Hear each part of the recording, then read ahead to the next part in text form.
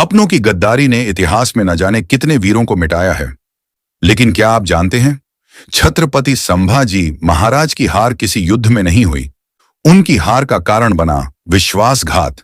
हाँ, विश्वासघात।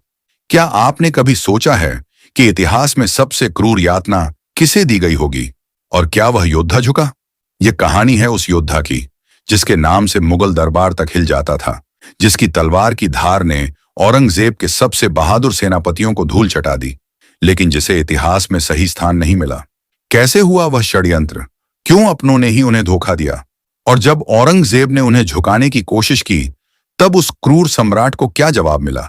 यह सिर्फ एक कहानी नहीं, यह एक ऐसा सच है जिसे इतिहास के पन्नों में दबा दिया गया, लेकिन अब समय आ गया है इसे उजागर करने का। तो तैयार हो जाइए एक ऐसी कथा के लिए जो आपकी आत्मा को झकझोर देगी, जो आपके रक्त में एक नई ज्वाला जला देगी। संभाजी महाराज, स्वराज्य का वह शेर जिसे कभी झुकाया नहीं जा सका। कमेंट में लिखें, हर हर महादेव। 14 मई 1657 ईस्वी को पुरंदर के किले में छावा का जन्म हुआ, जो आगे चलकर औरंगजेब का काल साबित हुआ।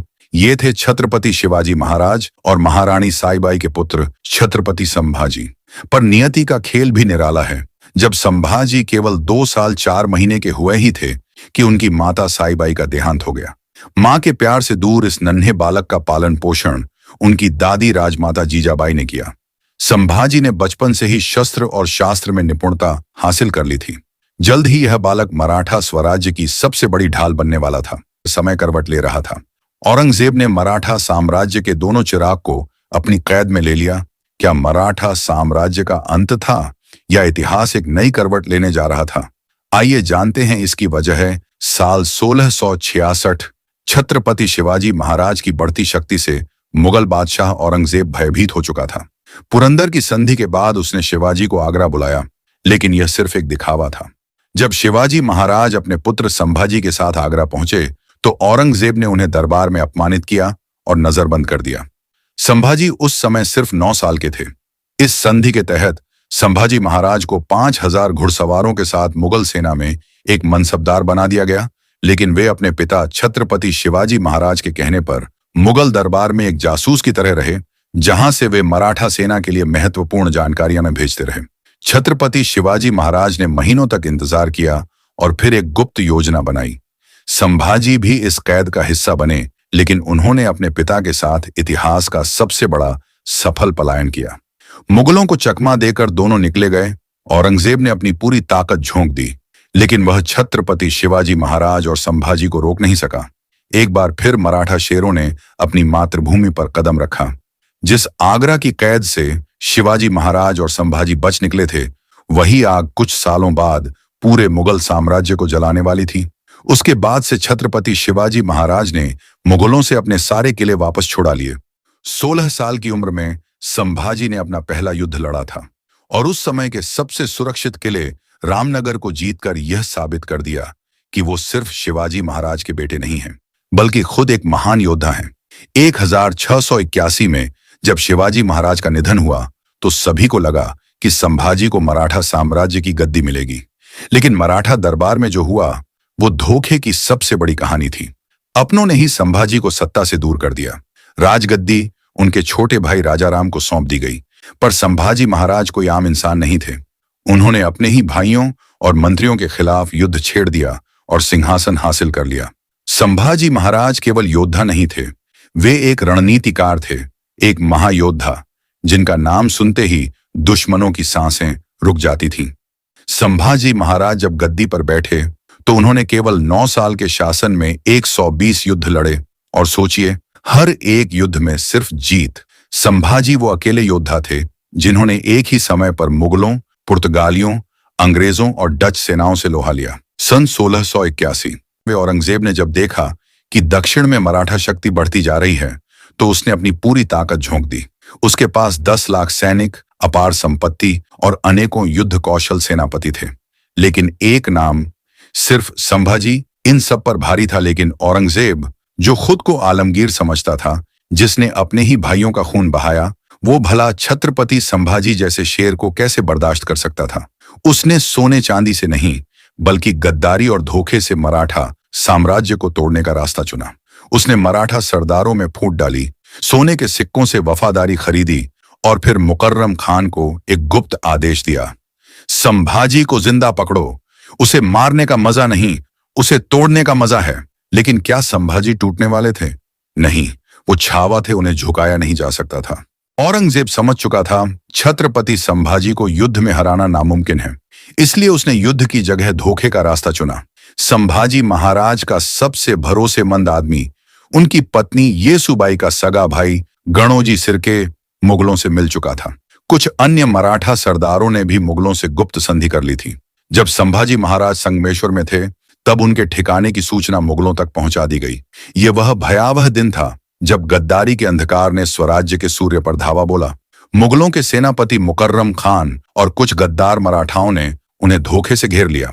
सिंह को कभी कैद नहीं किया जा सकता, लेकिन अगर जंगल ही उसके खिलाफ हो जाए तो उसे घेरने का मौका मिल जाता है। मगर संभाजी महाराज भागे नहीं। उन्होंने अपने 200 सैनिकों के साथ 20,000 मुगल सैनिकों का वीरतापूर्वक सामना किया। लेकिन कहते हैं ना, जब अपने ही पीठ में छुरा घोंप दें तो वीरता भी जंजीरों में जकड़ी जाती है। आखिरकार मुकर्रम खान के सैनिकों ने घेर कर संभाजी महाराज तथा उनके साथी कवि कलश को जंजीरों में जकड़ लिया। संभाजी महाराज के मुंह से एक ही शब्द निकला, हर हर महादेव, और वो आवाज इतनी गूंजदार थी कि पहाड़ों ने भी उसे दोहरा दिया। यहां से आरंभ होता है इतिहास का ऐसा क्रूरतम अध्याय जो आपके रोंगटे खड़े कर देगा। एक ऐसा क्षण जो मुगल साम्राज्य को विनाश की ओर ले जा रहा था।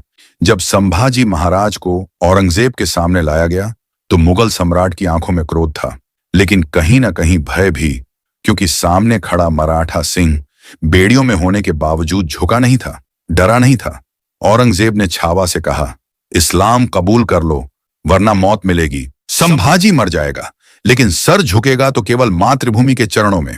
छावा का ऐसा जवाब सुनकर औरंगजेब के गुस्से की सीमा नहीं रही। उसने आदेश दिया, पहले इस गद्दार की जीभ काट दो ताकि यह अपने शब्दों से बगावत न फैला सके। संभाजी महाराज की जीभ काट दी गई, लेकिन उनकी आंखों में वही ज्वाला जलती रही। शब्द न निकले पर आंखें गरजी। सिंह का साहस डिगा नहीं, मराठा रक्त जोश में उबला। यह रणधरा थमी नहीं, अब इसकी आंखें निकाल दो ताकि यह अपनी वीरता कभी न देख सके। अंधेरा कर दिया जग सारा, पर मन का सूरज बुझा नहीं। मराठा रक्त गरम जो बहा, वह अग्नि कभी रुका नहीं। इसे ऐसा दर्द दो कि यह मौत की भीख मांगे। संभाजी महाराज के हाथों के नाखून जलते लोहे से एक एक कर उखाड़ दिए गए, पर वे अब भी मुस्कुरा रहे थे। हाथों से खींची नसें सारी, पर हौसला गिरा नहीं। मिट्टी में लथपथ थे पांव, पर मराठा रुका नहीं। इन सब से काम नहीं बना तो उसने आदेश दिया कि इसकी चमड़ी को लोहे के कांटों से छील दो। मुगल सैनिकों ने जलते लोहे के कांटों संभाजी महाराज की पीठ में छील दी। जख्मों पर नमक लगाया गया, लेकिन उन्होंने ऊफ तक नहीं किया। हड्डियां टूटी, रक्त बहा, फिर भी सिंह झुका नहीं। धधक रही थी रण की ज्वाला, पर मराठा रुका नहीं। हर एक यातना पर एक ही सवाल, इस्लाम कबूल कर लो। परंतु शेरपुत्र अपने धर्म पर अडिग रहा। 40 दिनों तक दी गई यातनाओं के बावजूद उन्होंने इस्लाम कबूल नहीं किया और अपनी अंतिम सांस तक मराठा साम्राज्य की शान बने रहे। अंततः 11 मार्च 1689 को औरंगजेब ने मराठा शेर छावा को टुकड़ों में काटने का आदेश दिया ताकि हर मराठा कांप जाए। संभाजी महाराज को धीरे धीरे जिंदा चीर दिया गया, लेकिन वे अब भी मुस्कुरा रहे थे। उनके टुकड़ों को नदी में बहाया गया ताकि कोई उनका अंतिम संस्कार नहीं कर पाए। टुकड़े हुए थे तन के, लेकिन आत्मा टस से मस न हुई। मराठा जब तक जीवित था, सिंह की शान कम न हुई। औरंगजेब ने सोचा था कि मराठा शेर की दहाड़ खत्म हो जाएगी, लेकिन उसे क्या पता था कि जिस खून को उसने बहाया वही आग बनकर उसके साम्राज्य को जलाने वाली थी। लेकिन यह कहानी यहां खत्म नहीं हुई। संभाजी की हत्या नहीं हुई। वह हर मराठाओं की तलवार में जी उठे जो मुगलों के खिलाफ थी। हर मराठा योद्धा में उनकी आत्मा बस गई और अंततः वही मराठा सेना जिसने यह यातनाएं देखी थी आग बन गई, और यही आग मुगल साम्राज्य को जला गई। संभाजी महाराज का बलिदान व्यर्थ नहीं गया। उनका हर घाव, हर यातना एक नए सूर्य के उदय की भविष्यवाणी थी। जिस दिन औरंगजेब ने संभाजी महाराज का रक्त बहाया, उसी दिन मुगलों की हार की लकीर खिंच गई। संभाजी केवल एक योद्धा नहीं थे, वे एक ज्वाला थे, एक ऐसा अग्निकुंड जिसने मुगल साम्राज्य को जलाकर राख कर दिया। अगर आप छत्रपति संभाजी महाराज के इस गौरवशाली बलिदान को महसूस कर सकते हैं, तो इसे सिर्फ मत देखिए, इसे हर हिंदुस्तानी तक पहुंचाइए, क्योंकि इतिहास वही याद रखता है जो अपने शौर्य को जीवित रखते हैं। और संभाजी महाराज का नाम तब तक जीवित रहेगा जब तक भारत में एक भी स्वाभिमानी हिंदुस्तानी सांस ले रहा है। वीरता को भूलना पाप है और इस गाथा को न सुनाना सबसे बड़ा अन्याय। हमारे चैनल रीगल सागा को अभी सब्सक्राइब करें। ऐसी और ऐतिहासिक गाथाओं के लिए बेल आइकन दबाना न भूलें। अगर आप भी छत्रपति संभाजी महाराज के शौर्य और पराक्रम से प्रेरित हैं, तो कमेंट में लिखें, जय भवानी, जय शिवाजी।